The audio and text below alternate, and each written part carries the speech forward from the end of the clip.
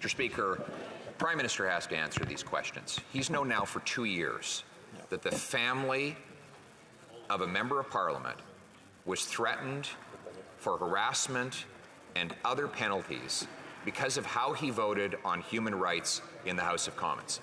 For 2 years, the Prime Minister did nothing to protect the family or to punish the Canadian-based Beijing diplomat who orchestrated the entire attack against that family. Can the Prime Minister confirm if the responsible diplomat from Beijing will be expelled by the end of business day today? The Honourable Minister for Public Safety. Speaker, I want to assure every member in this chamber that we take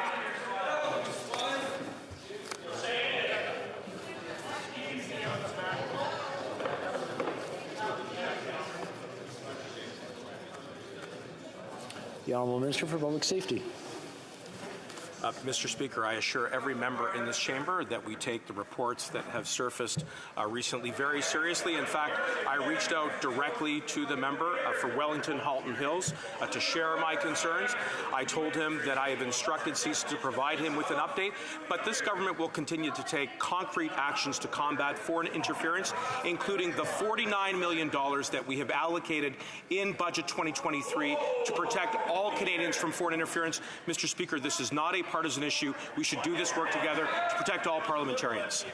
The Honourable Leader of the Opposition. Mr. Speaker, it's time for the Prime Minister to stand up and do his job. Stand up. Stand up. Stand up. Stand up. Stand up for once. I just want to remind the Honourable Order. I want to remind the Honourable members to speak through the Speaker and not directly to each other. The Honourable Leader of the Opposition.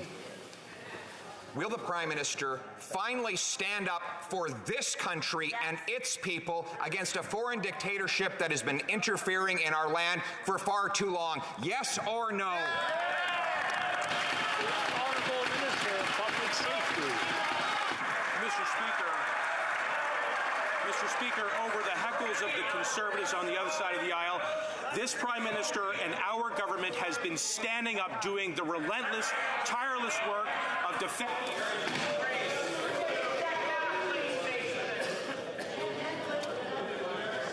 Okay. Order.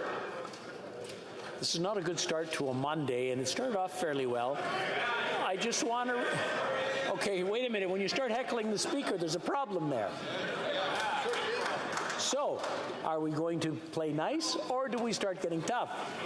I'll let the Honourable Minister for Public Safety start again, and I want to remind the Honourable members how we're going to scramble things or maybe eliminate a few questions as well. The Honourable Minister.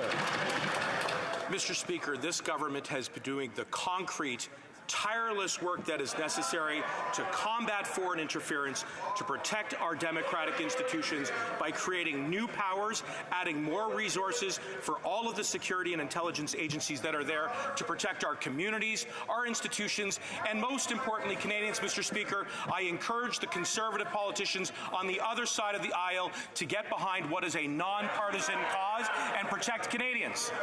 The Honourable Leader of the Opposition.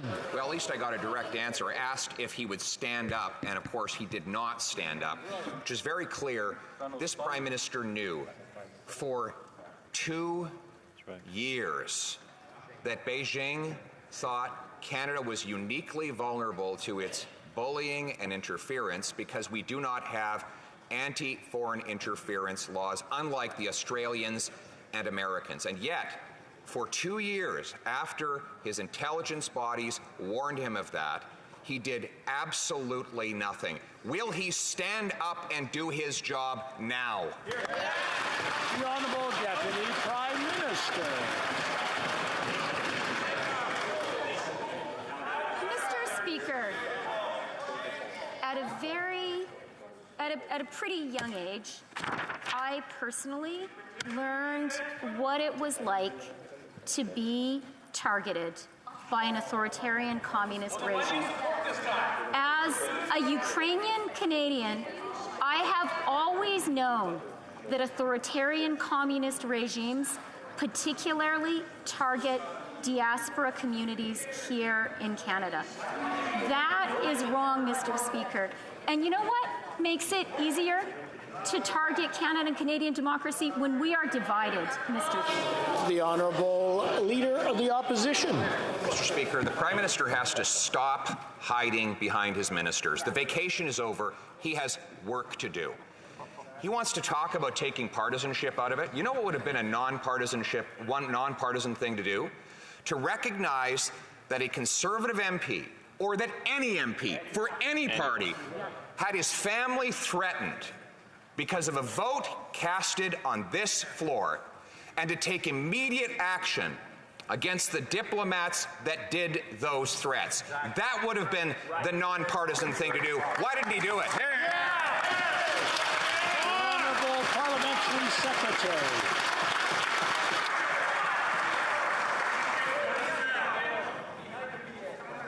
Mr. Speaker, I want to take a moment, and it's uncharacteristic of me to express my outrage at what has happened to the member for Wellington Halton Hills, and it could be any one of us in this House who is targeted for actions that we have taken. It is an outrage, and we should all express that collectively. This Prime Minister will continue to work for Canadians, for Canadian democracy. We will continue to stand together and make sure that any foreign interference will never be tolerated. If a diplomat has broken the Vienna Convention, he or she will be expelled. You have the Honourable Leader of the Opposition. The Prime Minister is running out of ministers to hide behind. While he sits there and smirks, we have a country that is under foreign influence by a dictatorship that has actually opened police stations in this country. Now, according to a report just out today, there are 2 police stations run by Beijing operating in Montreal as we speak.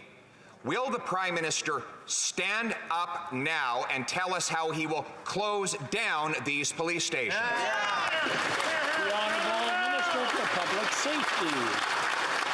Mr. Speaker, I assure the Conservative Leader and all members in this chamber that the RCMP have taken concrete action to disrupt and shut down police stations, and if more open up, they will remain vigilant and do the work. And Mr. Speaker, they will do that underpinned by the investments which are earmarked in Budget 2023, which, again, the Conservatives have said, without even reading the document, that they will oppose. So if they're really interested in protecting Canadians from foreign interference, and that's something we should all be united behind, then they should support Budget 2023.